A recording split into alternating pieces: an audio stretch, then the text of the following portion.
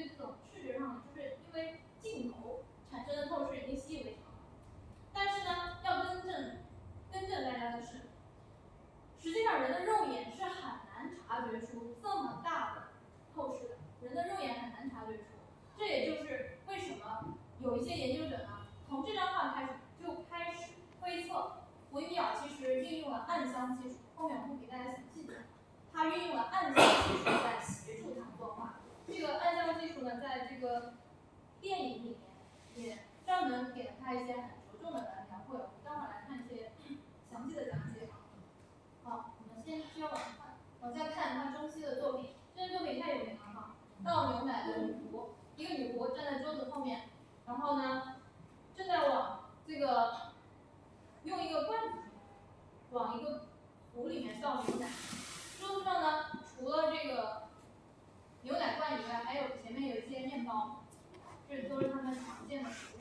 然后这是一个装面包的篮子。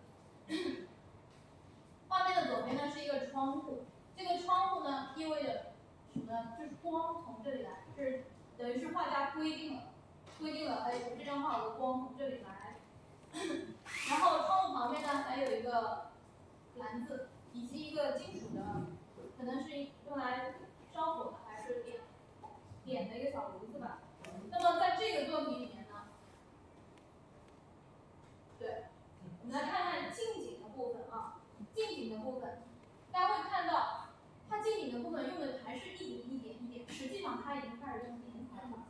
大家会不会觉得很吃惊？我们以为点彩派是，对吧？印象派那个时期的东西，实际上在这个时候就已经有了。所以很多东西呢，它是有传统的来源的。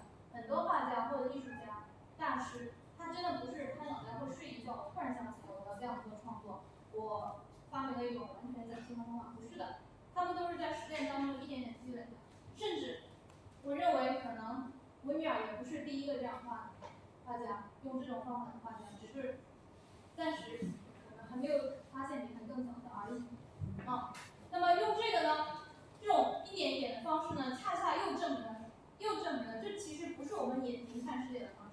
我们的眼睛是什么方式？我们的眼睛是有一种模糊的能力，有一种组合的能力，就是那些东西都是散碎的，但是人的眼睛就会把它组合起来，我把它想象成一个图像，而不是把一个整体的图像拆散了，变成一个个的点。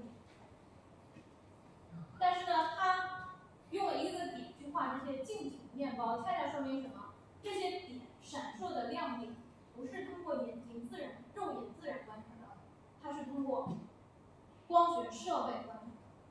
这又反过来又论证这个话。好，另外一件很著名的作品，这件作品再次印证了维米尔喜欢改来改去，特别费劲。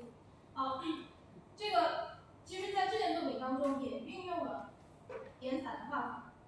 一个年轻的女孩子呢，她很安静的站在一个房间里面，这个房间的高度呢很高，上面很高都看不到天花板，然后面向窗外，她脸是朝着光线射进来的方向，但是呢，她的闭着，眼睛也是闭着，她非常专注的在读自己手里的那封信。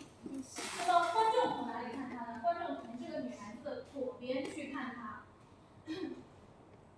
维米尔再次用了这个方式啊，他用了一个什么？他上面这个是杆子，大家看到没有？这就是一个窗帘杆。然后呢，他用了个绿色的帘子把画面分开，分开还不够，这里用了一个桌子，再次看到了他这个台，对吧？这都是他画面当中常见的元素。他把画面布置成一个像舞台一样的效果，然后呢，灯就是不能说灯，应该是光。它这个光呢，从左边非常集中的照射过来，像一个舞台的场景，我们又想起了卡拉瓦乔。但是呢，它的光不一样，对，它是自然光。它的每件作品画的是室内，可是呢，那些光都让你感受到是从外部来的自然光，它没有给你营造出一种感觉灯光的感觉，对吧？那这个画面呢，给人一种非常宁静的氛围，可是呢，又觉得很有张力，它好像有很多故事在里面慢慢的流淌。而这个女孩子手上投的信到底是谁寄来的？跟她讲了些什么？她自己看了这个信，她心里在想等等。一张明明很静态的作品，是让你产生了无数的联想。那么这件作品呢，得到了很多人的喜爱。比如说有一个法国很著名的一个艺术家，他叫阿拉斯，后面推荐的就是书目里的一本他写的。